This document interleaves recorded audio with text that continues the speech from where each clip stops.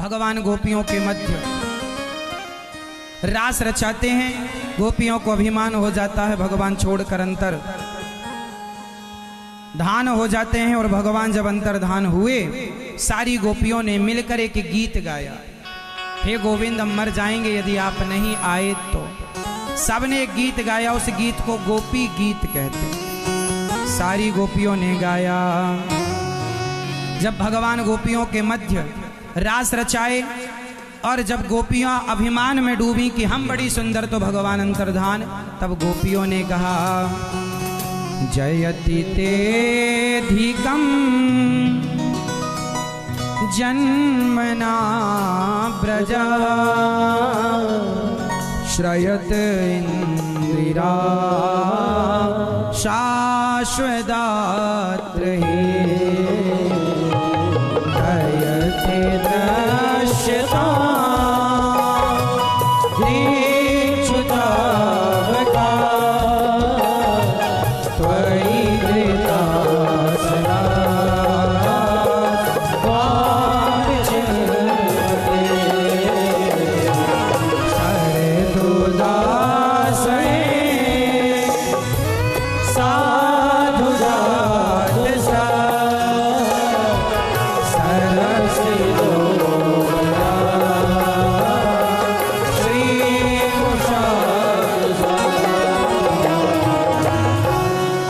जयति जन्मना ब्रजा। हे गोविंद जब से आपका जन्म इस ब्रजमंडल में हुआ है, आपकी जय जयकार बढ़ गई है।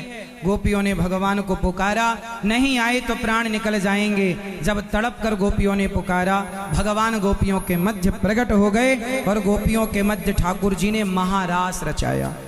जितने गोपियां उतने कृष्ण हो गए। शंकर जी उस रास में सम्मिलित हुए और भगवान ने महारास रचाकर गोपियों को आह्लादित किया, आनंदित किया, जो कि हमने आपको समझाया कि जीवात्मा और परमात्मा के मिलन का नाम महारास था।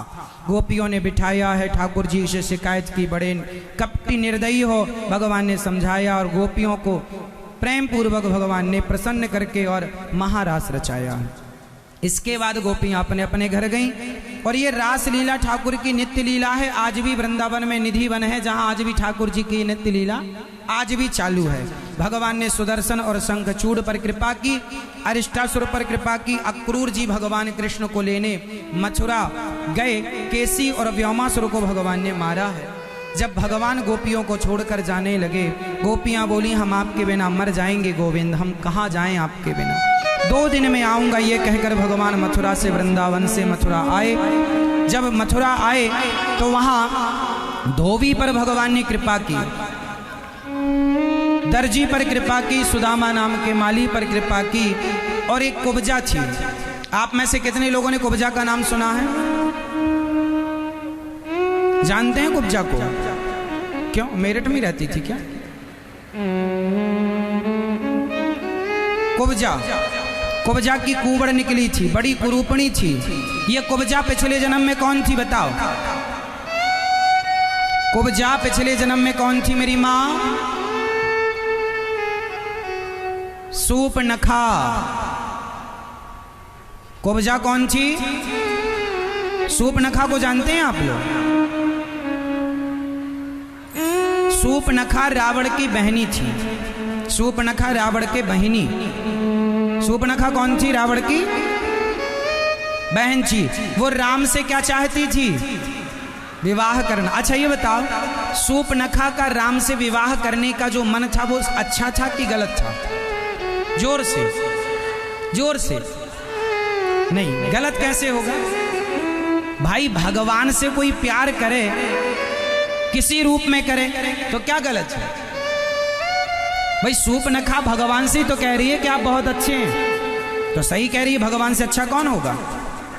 कह रही है आपसे विवाह करेंगे, तो क्या गलत कह रही है भाई? भगवान को देखकर किसका मन नहीं करेगा विवाह करने का? तो गलत क्या है? सूपनखा का मन गलत नहीं था, तरीका गलत था। सूपनखा के विचार गलत नहीं थे, तरीका गलत था। तरीका गलत अपनाया उसने, लेकिन इच्छा तो थी। तो भगवान ने उसकी इच्छा कहा कि अगले जन्म में पूरी करेंगे। वही जो रावण की बहन शूर्पणखा थी, त्रेता की शूर्पणखा द्वापर में कुब्जा बनकर आई और आज उसने भगवान को अपने हाथों से चंदन का दान दिया, तिलक। कुब्जा से भगवान ने कहा तुमने हमें तिलक दिया है, हम भी तुम्हें कुछ देंगे।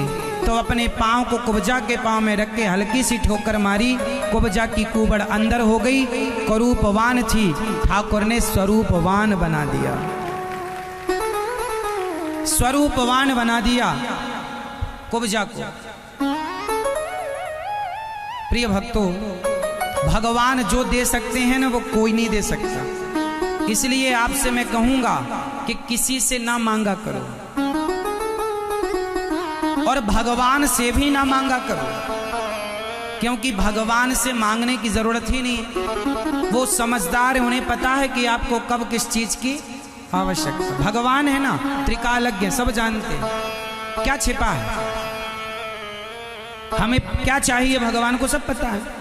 इसलिए मांगो किसी से मत, और भगवान से एक प्रार्थना करो कि हे प्रभु ऐसी कृपा बनाए रखिएगा कि कभी किसी से कुछ मांगना ना पड़े। भगवान से सदा ये प्रार्थना करो कि हे प्रभु कभी किसी से